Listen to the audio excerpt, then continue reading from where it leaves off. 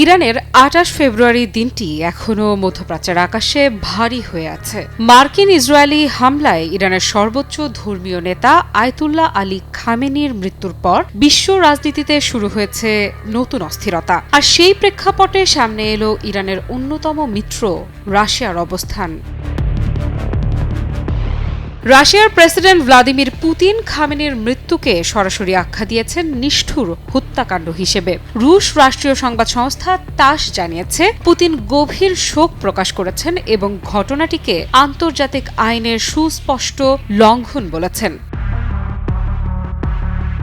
ইরানের president Masoud পেজেশকিয়ানকে পাঠানো এক বার্তায় পুতিন লেখেন, এই হত্যাকাণ্ড মানবিক নৈতিকতা এবং আন্তর্জাতিক আইনের সব নিয়ম ভেঙে দিয়েছে। তিনি বলেন, রাশিয়ায় আয়াতুল্লাহ আলী খামেনিকে একজন অসাধারণ রাষ্ট্রনায়ক হিসেবে স্মরণ করা হবে, যিনি রাশিয়া ইরান সম্পর্কের উন্নয়নে ব্যক্তিগতভাবে গুরুত্বপূর্ণ ভূমিকা রেখেছিলেন।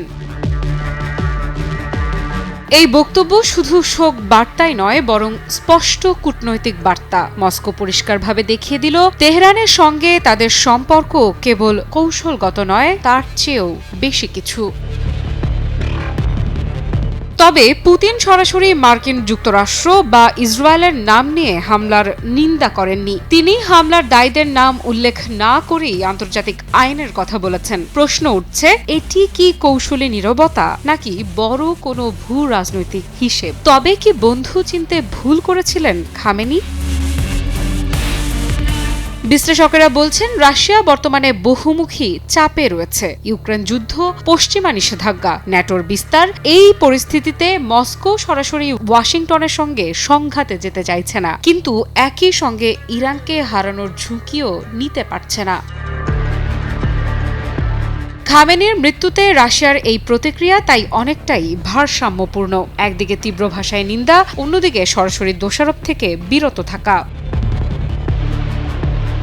ইরান রাশিয়ার সম্পর্ক গত কয়েক বছরে আরও ঘনিষ্ঠ হয়েছে। জ্বালানি, সামরিক সহযোগিতা, আঞ্চলিক কৌশল, সব ক্ষেত্রেই দুই দেশ একে অপরের পাশে দাঁড়িয়েছে। সিরিয়া থেকে ককেশাস, বহু ইস্যুতে এই জোট কার্যকর হয়েছে। খামেনি ছিলেন এই সম্পর্কের মূল স্থপতিদের একজন। তার নেতৃত্বে তেহরান ও মস্কোর কৌশলগত সমঝোতা গভীর হয়। ফলে তার মৃত্যু শুধু ইরানের জন্য নয়, রাশিয়ার জন্যও বড় ধাক্কা। JBS holdings limited. পুতিনের বার্তায় একটি বিশেষ শব্দ বারবার উঠে এসেছে, আন্তর্জাতিক আইন লঙ্ঘন। এই শব্দ চয়ন কি পশ্চিমা শক্তির প্রতি পরোক্ষ বার্তা? রাশিয়া কি বোঝাতে চাইছে বিশ্ব ব্যবস্থার নিয়ম ভাঙার দোষে দোষী যুক্তরাষ্ট্র? এবার সময় এসেছে শাস্তি পাবার। মস্কোর নীরব কূটনীতি এখন বিশ্লেষকদের আলোচনার কেন্দ্রে। কেউ বলছেন রাশিয়া ইরানকে সমর্থন দেবে কূটনৈতিকভাবে, কেউ বলছেন তারা সরাসরি সামরিকভাবে জড়িত হবে না, তবে রাজনৈতিকভাবে তেহরানকে আন্তর্জাতিক মঞ্চে সহায়তা করবে। এদিকে ইরানের অভ্যন্তরে শোকের ছায়া ঘন হয়েছে। রাষ্ট্রীয় ঘোষণায় খামেনিকে শহীদ বলা হয়েছে। লাখো মানুষ রাস্তায় নেমে প্রতিবাদ করছে, প্রতিশোধের দাবিও জোরালো হচ্ছে। এই পরিস্থিতিতে রাশিয়ার অবস্থান গুরুত্বপূর্ণ, কারণ আন্তর্জাতিক কূটনীতিতে মস্কো এখনও জাতিসংঘ নিরাপত্তা পরিষদের স্থায়ী সদস্য। তাদের অবস্থান ভবিষ্যৎ সিদ্ধান্তে প্রভাব ফেলতে পারে। আফরিদা ইফরাত, নিউজ 24।